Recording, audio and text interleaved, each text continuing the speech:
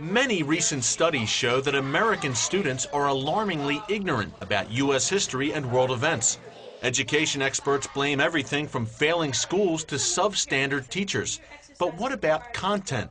One new report finds that American high school and elementary textbooks contain countless inaccuracies about Christianity, Judaism, and the Middle East.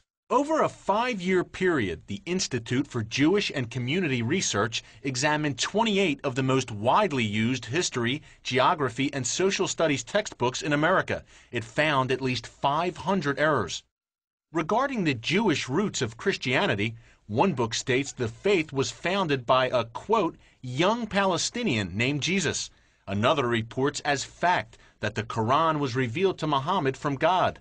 Yet another says ancient Jewish civilization contributed, quote, very little to the arts and sciences. Textbooks like these are used by millions of children in all 50 states. University of Arkansas Chair Sandra Stotsky has seen some of them firsthand. During her time as a commissioner at the Massachusetts Department of Education, Stotsky helped set standards for students and teachers on the K-12 level. She wrote about her experience in The Stealth Curriculum. We heard from a number of groups who were outraged because they didn't want what they called a Eurocentric version of history. They literally wanted an Islamocentric version of history, which means that you look at the world from the perspective of Islam and you don't talk about any negative aspects of Islam. After 9/11, Stotsky and the Massachusetts Board organized a special seminar for K-12 teachers to learn about Islamic history in the Middle East. Harvard University's Center for Middle Eastern Studies helped organize the seminar. Stotsky was shocked at the center's suggestions. They ranged from having students make prayer rugs, describe what it would be like to go on a Hajj, a pilgrimage, learn and memorize the 5 pillars of Islam, listen to and learn how to recite passages from the Quran, dress like a Muslim from a particular country. These are unacceptable practices in a public school. In fact, they would be unacceptable academic practices in any school. Harvard is one of 18 universities that receive government funding under Title VI of the Higher Education Act. To qualify for that funding, the universities are required to conduct outreach to K-12 teachers, helping them shape lessons for school children. The teachers think they're getting expert insight from university scholars about Islam in the Middle East.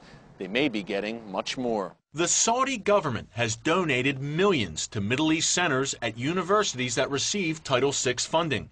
For example, the Harvard Center received a $20 million donation from Saudi Prince Al-Walid bin Talal in 2005.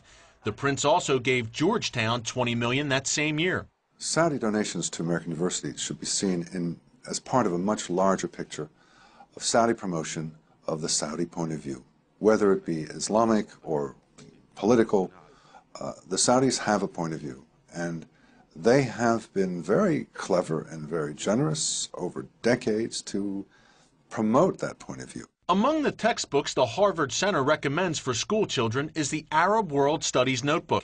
The book is published by Arab World and Islamic Resources, a Saudi-funded group in New Mexico. The notebook has come under fire for negatively portraying America and Israel while whitewashing Islam.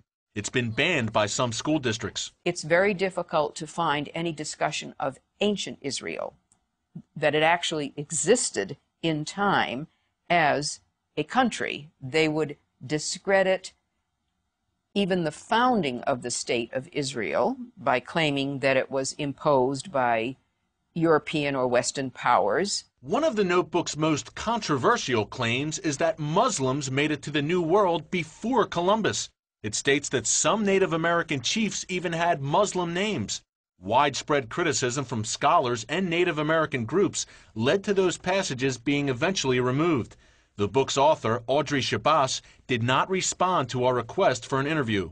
You have a lot of politically naive teachers, well-intentioned teachers, who do want their students to understand more about Islamic history. Stotsky says there needs to be stronger standards against the influence of outside pressure groups. What state governments can do, which to me is the path we were taking in Massachusetts, is to make sure that the standards that you create for a subject have been thoroughly vetted by first-rate scholars and a range of first-rate scholars. The battle over Title VI has also reached Capitol Hill. In August, Congress approved revisions to the Higher Education Act of 1965, which includes Title VI. Under those revisions, universities are now required to explain how they'll use their Title VI funds. And K-12 schools are now required to reflect a wide range of views on global issues in their lesson plans. Whether the Saudi point of view is still among them remains to be seen. Eric Stakelbeck, CBN News, Capitol Hill.